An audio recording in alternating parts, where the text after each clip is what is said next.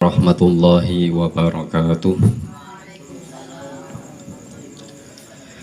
Alhamdulillahi rabbil alamin.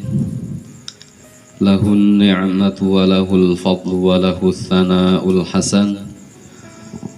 Salawatullahil barrir rahim wal malaikatil muqarrabin ala sayyidina Muhammadin tahal amin wa ala alihi wa sahbihi at-tayyibin at-tahirin. Allahumma la sahla illa ma ja'altahu sahla wa anta taj'alul hazna idza syi'ta sahla. Allahumma arzuqna al-ikhlasa fin niyyati wal qawli wal amal. Udzakkiru nafsi wa iyyakum bi ikhlasin niyyah lillahi tabaraka wa ta'ala, amma ba'du. Yang saya hormati segenap jamaah rutinan malam Rabu, semoga senantiasa istiqomah dalam menjalankan ibadah dan ketaatan kepada Allah Subhanahu wa ta'ala. Pertama-tama marilah kita bersyukur kepada Allah Subhanahu wa ta'ala yang telah memberikan kenikmatan kepada kita semuanya. Dengan nikmatnya, dengan izinnya, dengan kehendaknya, kita masih bisa berkumpul bersama-sama di majelis yang insya Allah dipenuhi dengan keberkahan. Salawat serta salam kita haturkan kepada Nabi kita, Nabi Muhammad sallallahu alaihi wasallam, yang telah memperjuangkan agama Islam, yang telah mengajarkan kepada kita jalan menuju keselamatan, yang telah mengajarkan kepada kita akhlaqul karimah. Sebelum kita memulai kajian, mari kita berdoa bersama-sama dengan doa semoga hajat-hajat kita dikabulkan oleh Allah Subhanahu wa ta'ala. Semoga rizki kita dimudahkan oleh Allah ta'ala. Semoga urusan kita, baik urusan duniawiyah maupun urusan ukhrawiyah, dimudahkan oleh Allah Subhanahu wa ta'ala. Ilan Nabiyil Mustafa Muhammadir Rasulillah sallallahu alaihi wasallam wa ila arwahi abaihi wa ummahatihi wa dhurriyyatihi wa ikhwanihi minan nabiyyin wal mursalin wa tabi'in wa tabi'it tabi'in wa ila arwahi arba'atil mujtahidin wa muqallidihim fid din wa ila arwahil ulama'il amilin minas syuhada'i was salihin wal awliya'i min masyariqil ardi wa magharibiha fi barriha wa bahriha wa jibaliha wa awdiyatiha, khususan ila ruhi asy-syaikh Abdul Qadir al-Jilani wa Sayyid Ahmad ar-Rifa'i wa Syaikh Adadillahil Haruri wa min silsilati ahli tariqah ar-Rifa'iyah wa ila ruhi musannif hadzal kitab Bahasim Asy'ari. A'adallahu alaina min barakatihim wa karumatihim wa syafa'atihim fid dini wad dunya wal akhirah. Al-Fatihah. A'udzu billahi minasy syaithanir rajim. Bismillahirrahmanirrahim. Alhamdulillahi rabbil alamin arrahmanir rahim maliki yaumiddin. Iyyaka na'budu wa iyyaka nasta'in. Ihdinas siratal mustaqim. Siratal ladzina an'amta 'alaihim ghairil maghdubi 'alaihim waladdallin. Amin. Ya Rabbi bil Mustafa balligh maqasidana waghfir lana ma madha ya wasi'al karami. Ya Rabbi bil Mustafa مقاصدنا واغفر لنا ما مضى يا واسع الكرم مولاي صل وسلم دائما أبدا على حبيبك خير الخلق كلهم يا ربي بالمصطفى بلغ مقاصدنا واغفر لنا ما مضى يا واسع الكرم هو الحبيب الذي ترجى شفاعته لكل هول من الأهوال مقتحم يا رب بالمصطفى بلغ مقاصدنا واغفر لنا ما مضى يا واسع الكرم محمد سيد الكونين والثقلين والفريقين من عرب ومن عجم يا رب بالمصطفى بلغ مقاصدنا واغفر لنا ما مضى يا واسع الكرم نبينا الآمر الناهي فلا أحد أبر في قول الله منه ولا نعم يا رب بالمصطفى بلغ مقاصدنا واغفر لنا ما مضى يا واسع الكرم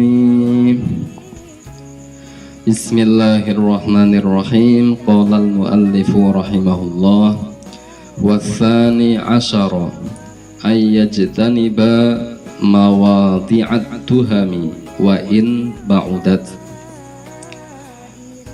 Kemudian Mbah Hasyim Asy'ari melanjutkan penjelasan tentang etika ataupun tata krama seorang ustadz. Yang nomor 12 adalah bagi seorang ustadz dia harus menjauhi tempat-tempat yang mengandung kemaksiatan walaupun tempat tersebut jauh dari keramaian. Seorang ustadz, seorang yang ditokohkan oleh masyarakat dalam perihal ilmu agama, atau yang kita kenal kiai, atau yang kita kenal adalah ustadz, dia harus menjauhi tempat-tempat yang di situ mengandung kemaksiatan. Meskipun tempat yang mengandung kemaksiatan tersebut jauh dari keramaian. Contohnya tempat-tempat yang mengandung kemaksiatan adalah seperti diskotik yang sudah jelas di dalamnya pasti ada kemaksiatan, membuka aurat, terus kemudian berjoget-joget, terus kemudian meminum khamar, terus kemudian berkumpul antara laki-laki dengan perempuan yang bukan mahramnya, bersentuh-sentuhan ya, antara kulit laki-laki dengan kulit seorang wanita yang bukan mahramnya. Jadi tempat-tempat tersebut jelas mengandung kemaksiatan. Maka seorang ustadz tidak boleh mendatangi tempat tersebut ya. walaupun misalnya dengan alasan saya mau mendakwahi mereka, walaupun dengan alasan apa, niatnya mau mendakwahi mereka, ya, datang ke diskotik niatnya mau mulang ngaji di sana.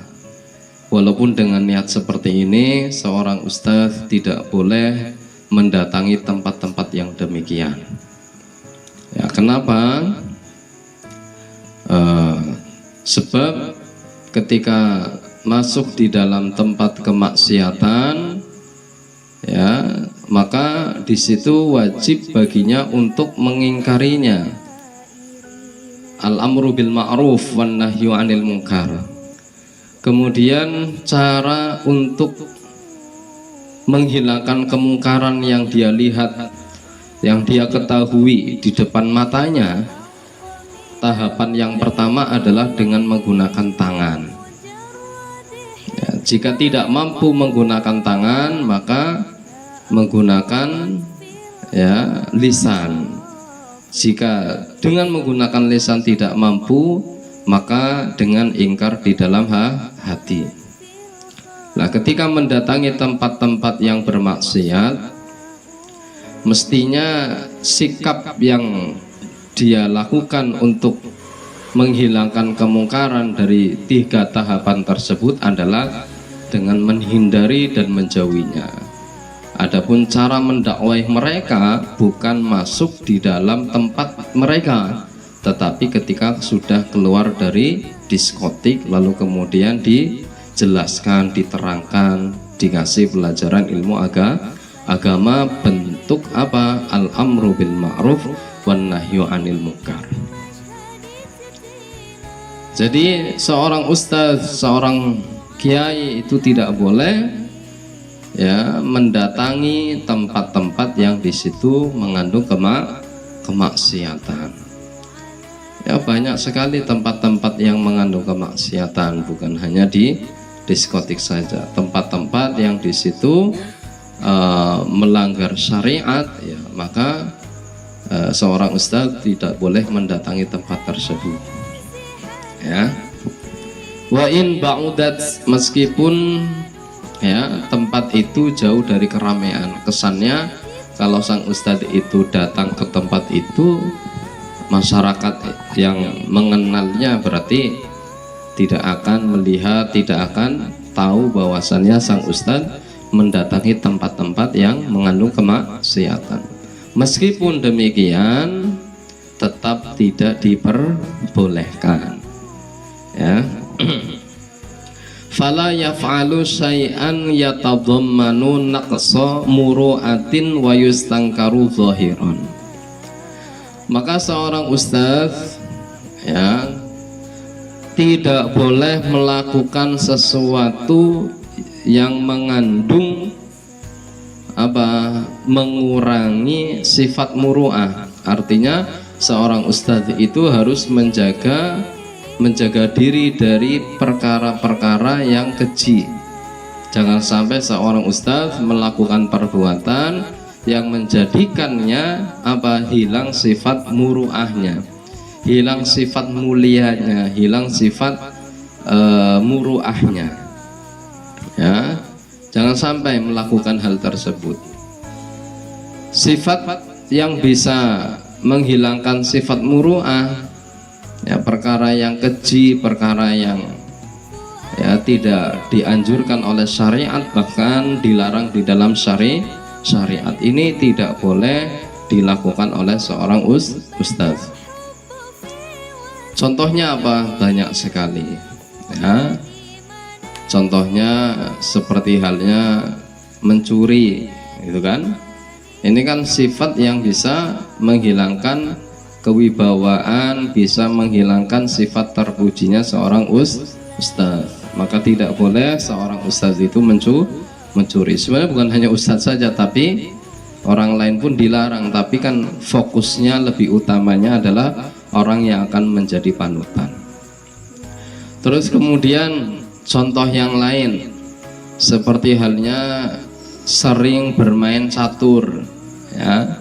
Kalau main caturnya cuma 1 kali 2 kali ini tidak menghilangkan sifat muru'ah.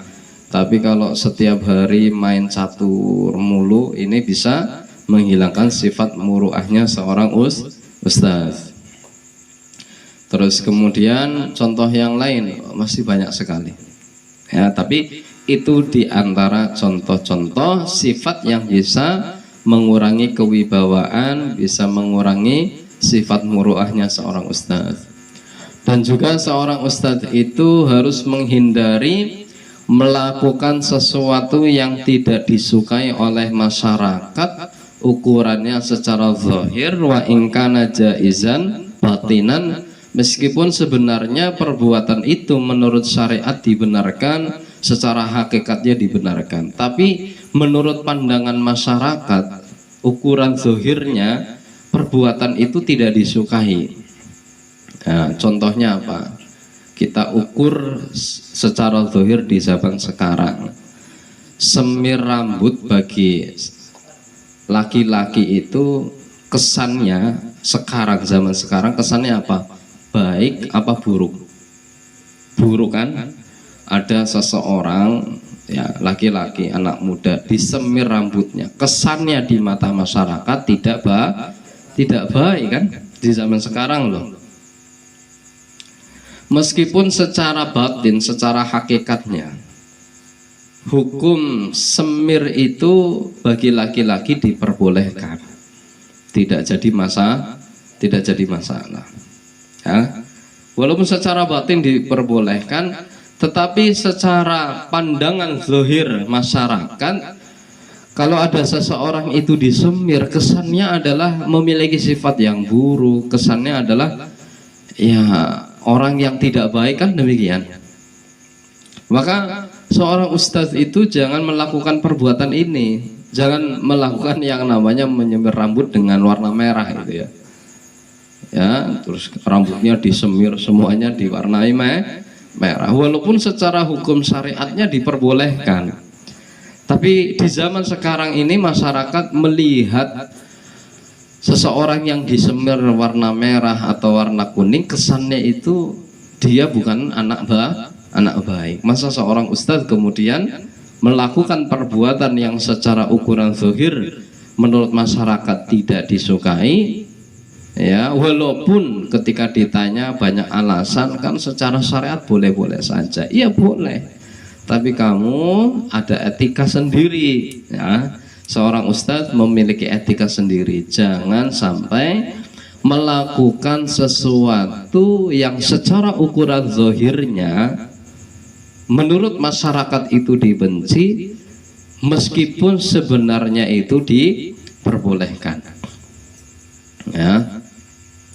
Nah, apalagi melakukan sesuatu yang benar-benar secara zahir, ukuran zahir masyarakat ini dilarang, dan juga secara syariat juga dilarang, apalagi seperti itu ya, mesti tidak diperbolehkan bagi seorang ustadz untuk melakukan sesuatu yang dilarang, baik menurut masyarakat maupun menurut syariat. Tapi yang anehnya lagi, terkadang menurut masyarakat itu baik, tapi sebenarnya menurut syariat tidak diperbolehkan. Lalu bagaimana sikapnya seorang ustadz untuk menanggapi tentang hal ini gitu kan? Sekarang kita balik. Bagaimana sikap seorang ustadz ketika ada kebiasaan yang menurut masyarakat itu baik, padahal menurut syariat tidak baik? Maka harus diingatkan dengan pelan-pelan. Contoh, kita contohkan Rebo Wekasan ya, kita kenal ada istilah Rebo Wekasan, Rebo terakhir di bulan Safar, berarti ya Rebo ini berarti nanti besok ya kan. Katanya ada amalan tertentu untuk melakukan Rebo Wekasan, dan sudah menjadi tradisi masyarakat karena mengikuti pendapat yang mengatakan bahwa di Rabu terakhir di bulan Safar nanti ada bala turun yang jumlahnya beribu-ribu.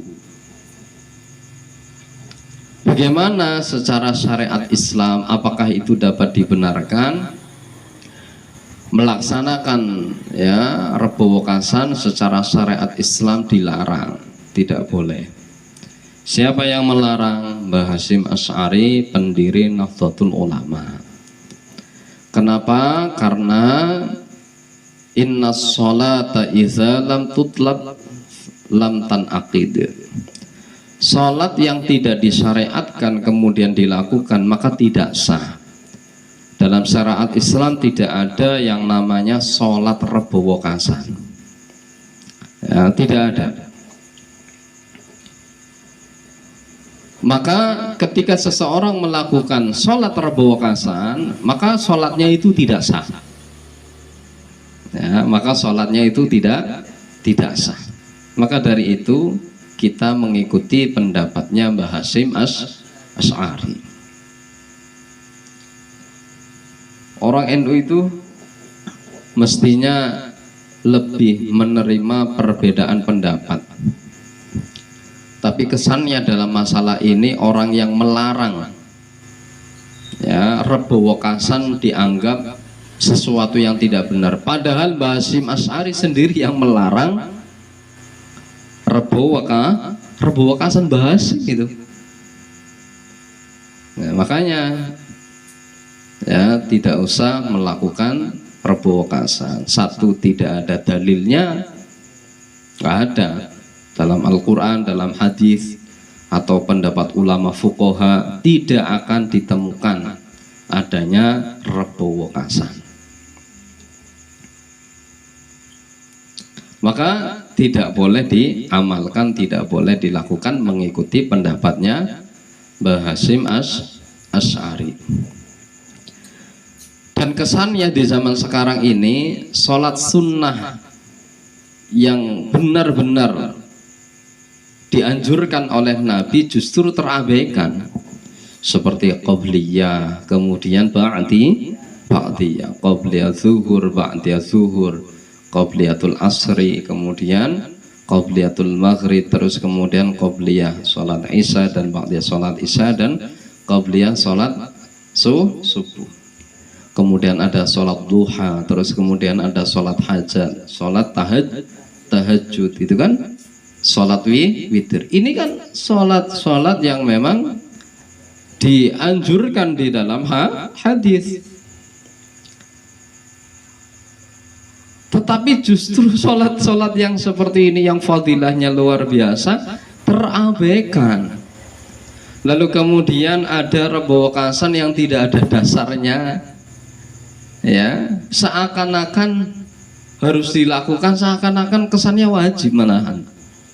Nah, ini pandangan yang sangat keliru dan fatal. Ya, kalau seandainya melaksanakan sholat sunnah di waktu Rebo terakhir di bulan Safar, itu bukan sholat Rebo Wekasan, tapi sholatnya adalah sholat sunnah mutlak.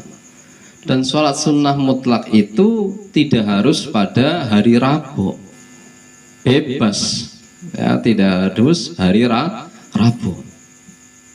Berarti niatnya adalah sholat sunnah, bukan untuk lidaf'il bala, untuk menolak bala. Usolli sunnatan rok'ataini lillahi ta'ala, itu niatnya, ya. Tapi tidak ada istilah yang namanya sholat Rebo Wekasan. Nah, ini sesuatu yang dianggap oleh sebagian masyarakat sesuatu yang baik, padahal menurut syariat tidak diperbolehkan. Bagaimana sikapnya? Ya harus diingatkan, harus diberitahu. Ini ya. Fa innahu ya'ridu nafsahu lit-tuhmah wa 'irdahu lil waqi'ati wa yuqi'un nasa fi dzununil makruha wa ta'thimil waqi'ah. Jadi seorang ustaz itu tidak boleh melakukan sesuatu yang bisa mengurangi sifat muru'ahnya dan juga tidak boleh melakukan sesuatu yang menurut ukuran zahir itu diingkari oleh masyarakat, meskipun sejatinya itu diperbolehkan. Kenapa hal tersebut tidak boleh dilakukan oleh seorang ustaz? Karena hal demikian itu bisa menjadikan kewibawaan seorang ustadz itu tidak ada, hilang, serta akan menjadikan orang-orang ataupun masyarakat yang di sekitar akan mengguncing dan akan mengolok-olok di belakangnya dan menjadikan mereka itu ghibah sehingga mereka melakukan dosa. Jadi ketika seorang ustadz melakukan sesuatu yang sebenarnya benar tapi menurut masyarakat itu diingkari, tapi sebenarnya benar, tapi ternyata sang ustadz ini tetap melakukannya, apa yang akan terjadi? Akan menjadi olok-olok, diolok-olok, diguncing oleh masyarakat. Kayak ya ustadz kayak di belakang akan dibincang-bincang. Akhirnya masyarakat menghibah seorang yang punya ilmu sehingga masyarakat terjatuh di dalam kemaksiatan. Orang-orang yang menghibah terjatuh di dalam kemaksiatan, dosa besar. Na'udzubillahi min dzalik. Jadi terkadang sikap seorang ustaz itu harus sikap yang memang tidak menjadikan masyarakat melakukan kemaksiatan. Ya. Lalu fa'idit tafaqa syai'un min dzalika lil hajatin aw nahwiha akhbara man syahadahu bi hukmihi wa bi udhrihi wa maqsudihi. Lalu bagaimana kalau memang sudah terjadi ya melakukan hal tersebut karena memang ada hajat, ada kebutuhan atau semacamnya? Bagaimana sikap sang ustadz ini? Dia harus memberitahu pada orang yang melihatnya hukumnya, alasannya dan tujuannya kenapa melakukan hal tersebut. Ya, harus dijelaskan supaya orang yang melihat itu yang bagian dari masyarakat tidak akan mengguncing, tidak akan melakukan kemaksiatan. Kenapa? Karena sudah mengetahui alasannya, sudah mengetahui sebab-sebabnya dan tujuannya kenapa sang ustadz ini melakukan sesuatu yang dianggap tidak baik oleh masyarakat yang sebenarnya itu benar secara syariat. Ya, tujuannya ini, alasannya ini, alasannya ini, alasannya ini, alasannya ini. Dijelaskan supaya apa? Kaila ya sama bisa babihi au yanfiru anhu fala yantafi'u bi'ilmihi wal yastafidhal jahilu bihi. Jadi supaya masyarakat itu tidak berdosa dengan sebab mengguncing nantinya, sehingga harus dijelaskan, harus disampaikan alasan dan tujuannya. Atau yang lebih parahnya lagi itu khawatirnya nanti masyarakat kabur, tidak mau menimba ilmu kepadanya dengan sebab karena kesalahpahaman, dengan sebab karena tidak ada tabayun, klarifikasi. Ya, ini bisa menyebabkan demikian. Wal yastafidhal jahilu bihi, dan mestinya supaya orang-orang yang tidak paham itu mengambil faidah dari ilmu sang ustadz itu, karena sebab ya tidak ada komunikasi, tidak ada pemberitahuan, karena tidak ada tabayun, klarifikasi, yang akhirnya adalah mereka tidak menimba ilmu kepadanya. Walidha qala an-nabiy sallallahu alaihi wasallam li rajulaini ra'ayahu yatahaddatsu ma'a Safiyyah thumma ajaza ala rislikuma innaha Safiyyatu bintu Huyai. Ini selaras dengan apa yang disabdakan, yang didawuhkan oleh Rasulullah Sallallahu Alaihi Wasallam terkait dua laki-laki yang melihat Rasulullah sedang bercakap-cakapan dengan Safiyyah. Jangan kenal Safiyyah. Safiyyah bintu Huyai itu adalah istrinya Nabi, salah satu istri Nabi itu namanya Safiyyah. Lalu kemudian dua laki-laki ini ya melewati dan berjumpa dengan Nabi yang sedang bercakap-cakapan dengan Sofia. Terus jalannya pelan-pelan. Dek, dek, dek, dek, dek. Ya, ini kan kesannya curiga kok kayak Kanjeng Nabi sama perempuan lain lagi gitu. Akhirnya Kanjeng Nabi memberitahu, innaha Sofia bintu Huyai. Ini Sofia bintu Huyai. Ini adalah istrinya Nabi. Kemudian Rasulullah memberikan nasihat. Tsumma qala inna syaitan yajri min ibni Adam majrad dam. Dawuhnya Rasulullah, sesungguhnya syaitan itu ya bisa berjalan ya dan bisa masuk di aliran darah manusia. Jadi masuk di pori-pori ya.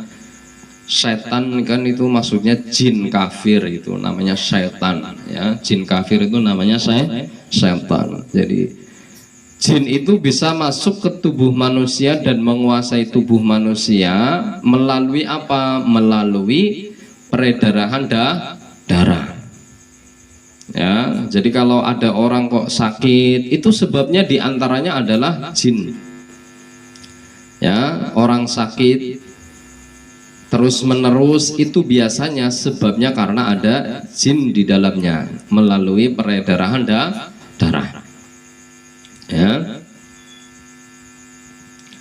Terus kemudian kata Rasulullah, fakhiftu ayyakzifa fi qulubikuma syai'an fatahlika. Aku khawatir syaitan ini menggoda di hati kalian berdua wahai laki-laki, sehingga kalian ya dengan godaan syaitan itu akhirnya kalian menjadi orang yang rusak kayak gitu. Hati-hati, Kanjeng Nabi kok dicuriga ini berarti syaitan sudah masuk di ya, masuk di aliran darah ya seorang manusia. Harus hati-hati Bu ya. Makanya jangan lupa membaca surat Al-Falaq, An-Nas sama surat sama ayat kursi sebelum tidur dan setelah sholat. Ini jangan sampai ditinggalkan. Faidahnya adalah supaya terjaga dari keburukan jin dan bahkan terjaga dari keburukan manusia seperti itu. Karena ya ketika jin itu sudah masuk ke melalui peredaran darah manusia, maka otomatis peredaran manusia itu tidak akan berjalan secara lancar seperti itu, sehingga menghambat peredaran darah, menggumpal akhirnya menjadi penyakit dan banyak sekali. Nah ini sebabnya diantaranya adalah jin, sehingga orang-orang yang setelah diruqyah itu biasanya apa? Merasa enteng, merasa tenang ya, karena memang jiwanya orang yang diruqyah biasanya banyak terkena gangguan jin itu.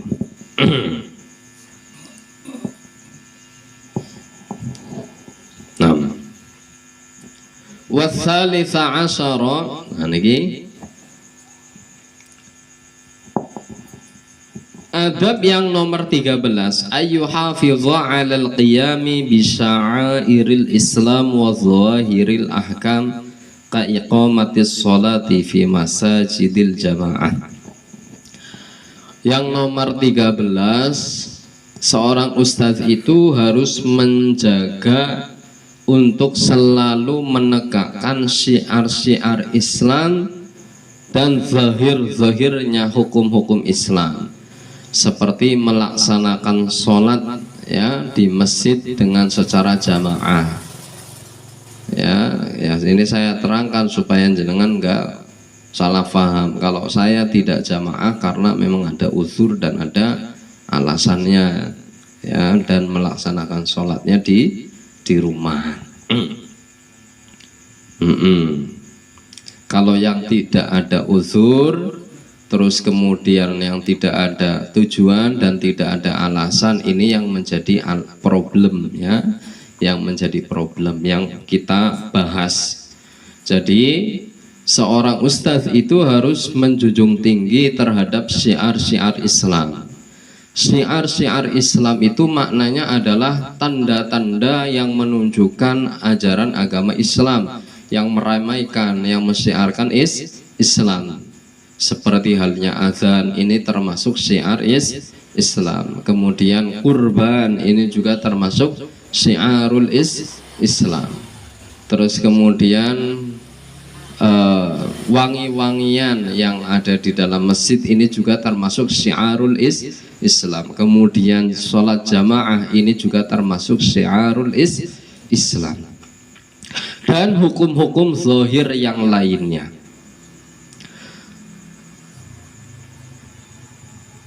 Wa ifsha'is salam lil khawasi wal awam. Kemudian seorang ustadz itu ya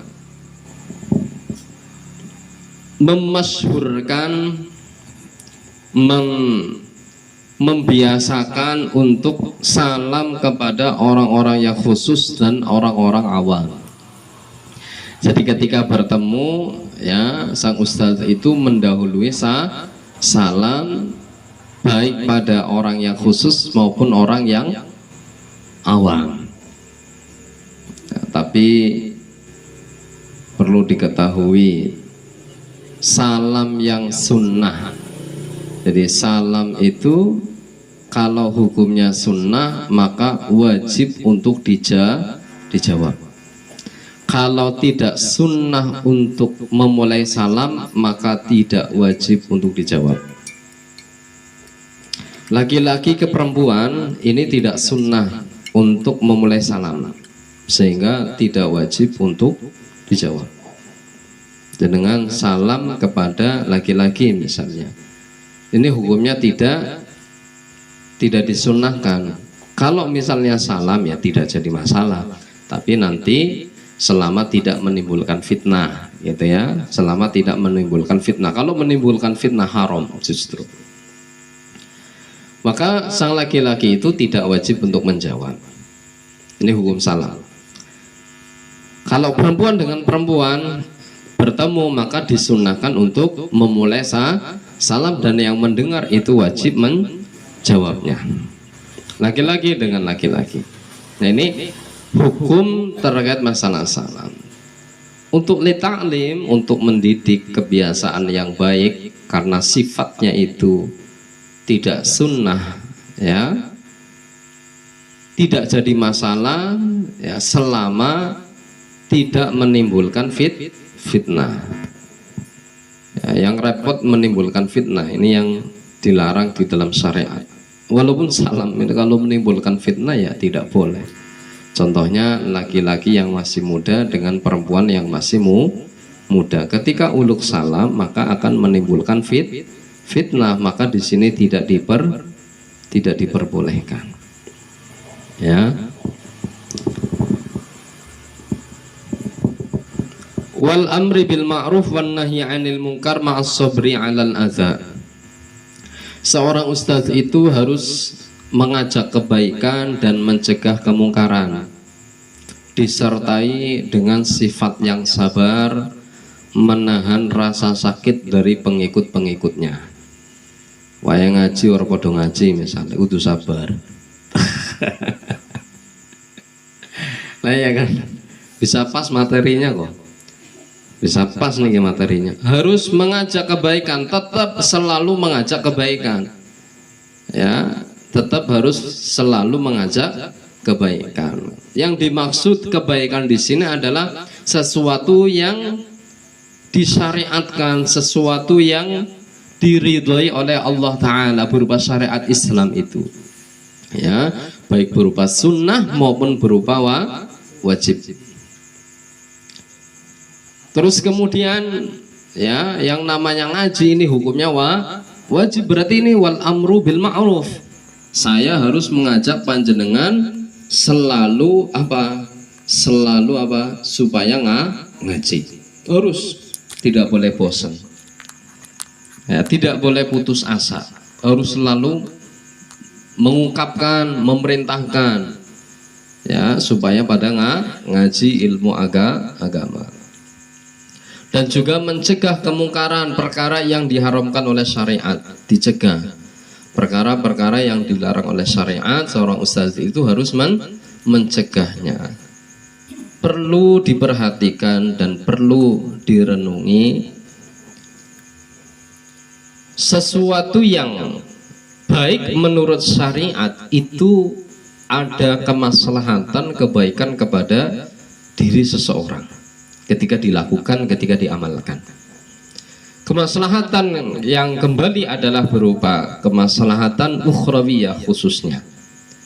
Sesuatu yang dicegah oleh syariat, di situ ada madorotnya, ada bahayanya, baik di dunia maupun di akhirat. Contoh kemaslahatan, ya, syariat ya mewajibkan yang namanya sholat 5 waktu. Di situ ada maslahat secara duniawiyah. Apa maslahat secara duniawiyah? Hikmahnya apa? Olahraga, ya kan? Dalam sholat itu kan ya riyadhah, secara tidak langsung gerakan-gerakannya itu mensehatkan seseorang. Ya. Ini maslahat duniawiyahnya. Maslahat ukhrawiyahnya apa? Terselamatkan dari siksaan alam kubur, siksaan dari api neraka. Kemudian ya, sesuatu yang dilarang di dalam syariat itu juga berdampak di dunia serta berdampak bahayanya di akhirat. Contohnya apa? Babi, ya, itu diharamkan secara syariat. Secara madarat di dunia ya bahaya sekali, banyak penyakit-penyakitnya gitu kan. Secara ukhrawiyahnya bagaimana? Orang yang memakan daging babi berarti melakukan keharaman dan nanti berdampak di akhirat disiksa oleh Allah Ta'ala. Jadi Islam itu mengajak kebaikan, di situ kemaslahatan. Islam tidak pernah menunjukkan kemaslahatan tapi di situ berbahaya, tidak akan terjadi. Dan Islam melarang sesuatu pasti di situ ada madorotnya, ada bahayanya. Ya, sehingga seorang ustadz yang mengajak kebaikan, mencegah kemungkaran, ini sebenarnya tujuannya apa? Ya, kemaslahatan dan kebaikan yang kembali kepada orang yang dinasehati.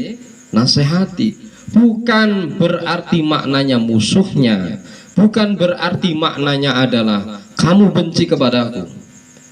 Ya, saya kasih pertanyaan kepada panjenengan, ketika panjenengan ya hendak mau ya kecelakaan, mau ditabrak oleh motor karena jenengan ngantuk misalnya, mau lewat jalan, saya tahu dan melihat ada motor di sana kencang gitu kan, jenengan mau lewat saja.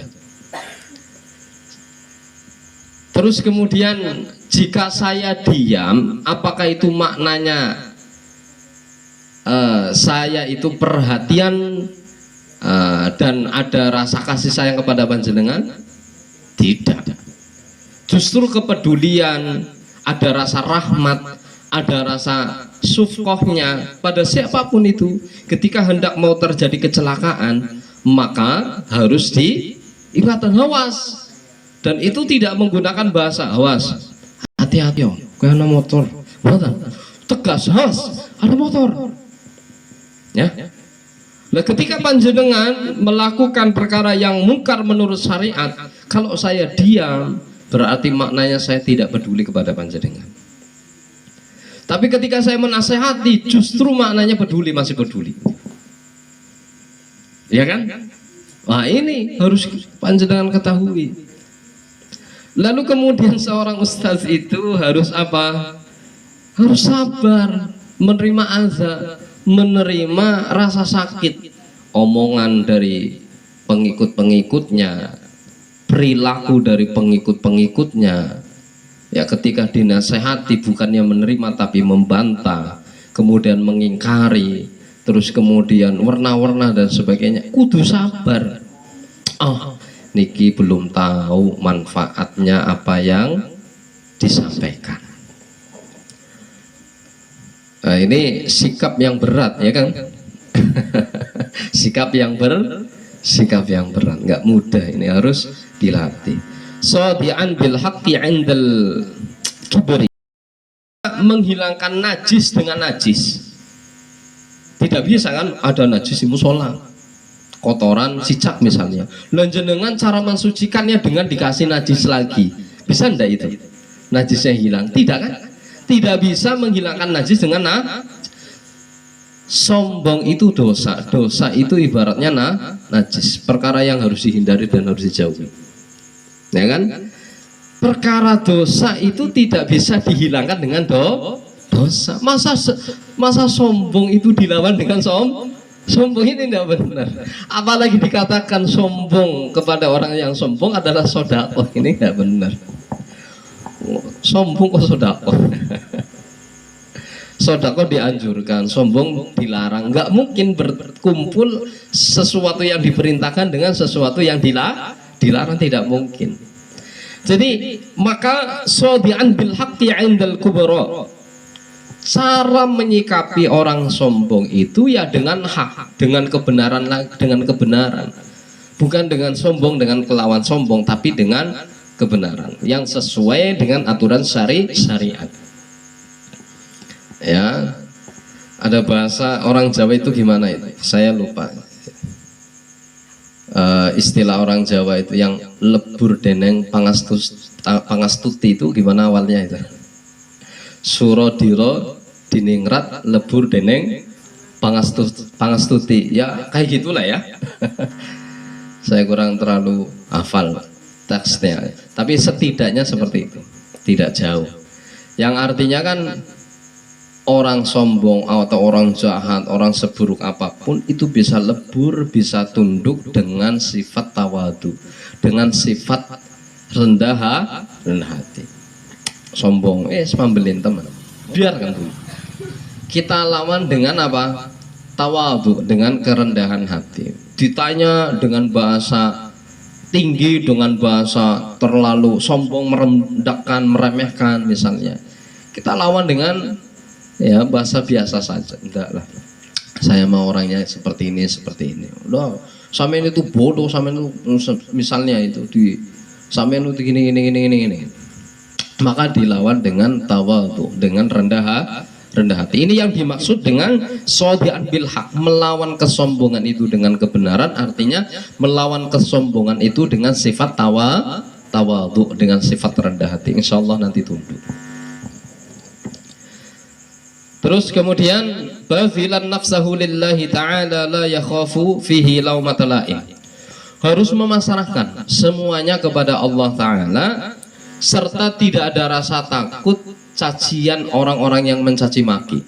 Misalnya ngaji lama, kan otomatis ada orang yang di belakang kemudian ngomong ngajinya terlalu tidak boleh seorang ustadz takut dengan omongan-omongan seperti itu. Ya, tidak boleh takut dengan omongan-omongan seperti itu. Ya, ketika menjelaskan tentang masalah ini nanti dikhawatirkan masyarakat akan menolaknya. Dari segi sisi aturan syariatnya, seorang ustadz tidak boleh memiliki mental kerupuk.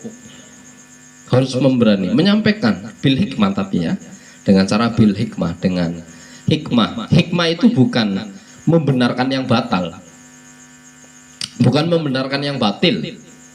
Ya, hikmah bukan membenarkan yang batil atau membatilkan yang benar. Ya, hikmah itu dengan metode yang supaya orang itu ketika mendengar langsung bisa, ayo ngaji, nggak ada rasa takut, diomongin ngocok ngaji rebuan terus dan sebagainya, nggak ada. Ya, dicaci maki, dihina dan sebagainya. Hinaan menungsa, cacian manusia itu tidak bisa mengakibatkan seseorang celaka di akhirat. Pujian manusia itu tidak bisa mengakibatkan seseorang kemudian selamat di akhirat. Karena tolak ukurnya bukan pujian dan celaan manusia, tapi tolak ukurnya adalah mulia menurut Allah Subhanahu wa Ta'ala. Bahkan yang menjadi repot adalah orang yang masyhur, orang yang terkenal, dipuji oleh bahkan seluruh Indonesia, misalnya warga Indonesia memujinya, gitu kan? Itu tidak menjadikan orang itu mulia menurut Allah. Ya, bahkan bisa jadi dia adalah orang yang hina menurut Allah tapi mulia menurut manusia. Ada orang yang hina menurut manusia ya, tapi mulia menurut Allah Ta'ala. Banyak yang seperti ini. Jadi jenengan mau cari yang mana, pujian manusia apa pujian dari Allah? Ya, memberani dan tidak takut dicaci maki oleh orang yang mencaci maki. Tidak boleh. Ya, zakiran qaulahu ta'ala wasbir ala ma asabaka inna dzalika min azmil umur. Seorang ustaz itu senantiasa mengingat firman Allah Subhanahu wa taala yang maknanya bersabarlah atas musibah yang menimpamu, sesungguhnya sabar itu termasuk perkara yang diwajibkan. Ya. Jadi ini hak, bukan untuk menenang diri. Ini hak, ini kebenaran. Ya, ketika seorang ustadz kemudian berdakwah, lalu kemudian dalam dakwahnya banyak yang mencaci maki, banyak yang menghina, terus kemudian banyak yang tidak suka, padahal dia sedang menegakkan kebenaran. Ini yang jadi persoalan, sedang menegakkan kebenaran. Ya, maka harus bersabar, bersabar. Dan mengingat ayat ini bukan tentang masalah wah berarti akan menjadi ya penenang saja, bukan seperti itu. Memang ini kewajiban dan ini memang hak dan kebenaran. Ya, wa ma kana Rasulullah sallallahu alaihi wasallam wa khairuhu minal asya alaihi minas sabri alal adza. Coba kita perhatikan Rasulullah sallallahu alaihi wasallam dan para nabi-nabi yang lain, mereka itu sangat bersabar atas ya, rasa sakit ya dari orang lain, gitu kan, diolok-olok, dicaci maki, tetap bersabar. Bahkan ulul azmi siapa itu? Yang pertama Nabi kita Muhammad sallallahu alaihi wasallam. Ya, orang yang mendapatkan predikat orang yang paling sabar itu pertama adalah Kanjeng Nabi. Ya, kenapa? Ya, beliau dakwahnya luar biasa, menghadapi orang yang bermacam-macam perilakunya, tapi beliau tetap sabar. Makanya mendapatkan julukan ulul azmi yang pertama urutannya. Beliau paling sabar. Maka ya, seorang ustadz harus mencontoh perjalanan dakwahnya Rasulullah dan para nabi-nabi yang lain supaya dakwahnya, ajakan kebaikannya itu bisa semulus dan berjalan dengan lancar, baik pada zamannya maupun untuk generasi selanjutnya. Jam berapa? Lebih 5 menit. Tadi mulainya juga jam 8 lebih 5 menit, jadinya pas 9 lebih 5 menit. Ya, ini untuk nasihat kepada panjenengan semuanya supaya malam Rabu ini ya harus istiqomah, rame ngajinya ya. Tujuannya supaya jangan terlalu tersibukkan urusan duniawi sehingga nanti panjenengan akan repot hidupnya, susah terus.